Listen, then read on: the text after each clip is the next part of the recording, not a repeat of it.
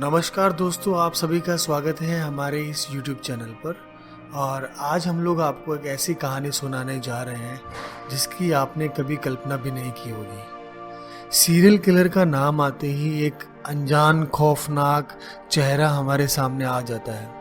लेकिन क्या आप जानते हैं इस दुनिया में सबसे कम उम्र का सीरियल किलर कौन था और वह कहाँ का था? आपको यकीन नहीं होगा, सबसे कम उम्र का सीरियल किलर भारत देश में से हुआ है।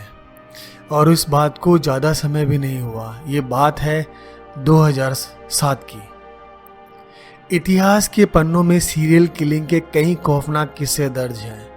आज हम आपको एक ऐसे ही सीरियल किलर के बारे में बताने जा रहे हैं जिसकी उम्र मात्र 8 साल थी, लेकिन जुर्म इतना बड़ा था उस पर कि शायद किसी को यकीन ना हो। मामला 2007 का है। बिहार के बेगूसराय के मुसहरी गांव में एक के बाद एक 2 मासूमों की हत्या हुई। गांव में दहशत फैल गई, लेकिन जब एक और बच्चे की हत्या हुई तो सब सकते में आ गए। सब हैरान थे कि ये रहस्यमय तरीके से हत्याएं कौन कर रहा है, कौन इन हत्याओं को अंजाम दे रहा है। कातिल सबके सामने था, लेकिन कोई विश्वास नहीं कर पा रहा था। दरअसल इन 3 हत्याओं के पीछे एक 8 साल का बच्चा था जिसका नाम अमरदीप सदा था। 1998 में उसका जन्म एक मजदूर परिवार में हुआ था। अमरदीप को दुनिया का सबसे कम उम्र का सीरियल किलर माना गया है। बहन तक को नहीं बख्शा।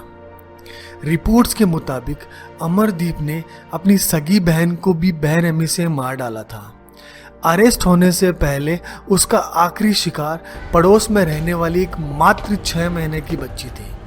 उसके सिर पर पत्थर से वह तब तक हमला करता रहा जब तक कि उस बच्ची की सांसें नहीं उखड़ गई। फिर उसकी लाश को खेत में कहीं दबा दिया।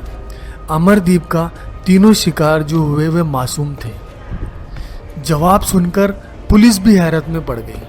पुलिस ने जब अमरदीप से इन हत्याओं के पीछे की वजह पूछी तो उसकी बातें सुनकर सब हैरान रह गए। उसका कहना था कि लोगों को मारने में उसे मजा आता है, इसलिए उसने उनकी हत्या कर दी। गुनाह कबूल करने के लिए उसकी शर्तों को सुनकर आप भी हैरत में पड़ जाएंगे। रिपोर्ट्स के मुताबिक पूछताछ में हर गुनाह कबूल करने के बदले वह पुलिस से बिस्किट मांगता था। केस की जांच करने वाले पुलिस अफसर का कहना था कि उन्होंने इससे पहले ऐसा कभी केस नहीं देखा। बताया जाता है कि पुलिस की डांट का भी उस मासूम क्रिमिनल पे कोई असर नहीं हुआ। बताया जाता है कि पुलिस की डांट का भी उस मासूम क्रिमिनल पर कोई असर नहीं हुआ।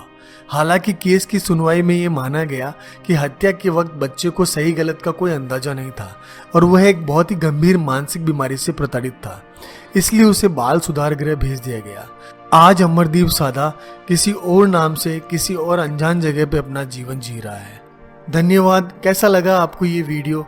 लाइक करके और कमेंट करके जरूर बताइए और इसी तरह के वीडियोस देखने के लिए सब्सक्राइब कीजिए हमारे चैनल को। धन्यवाद।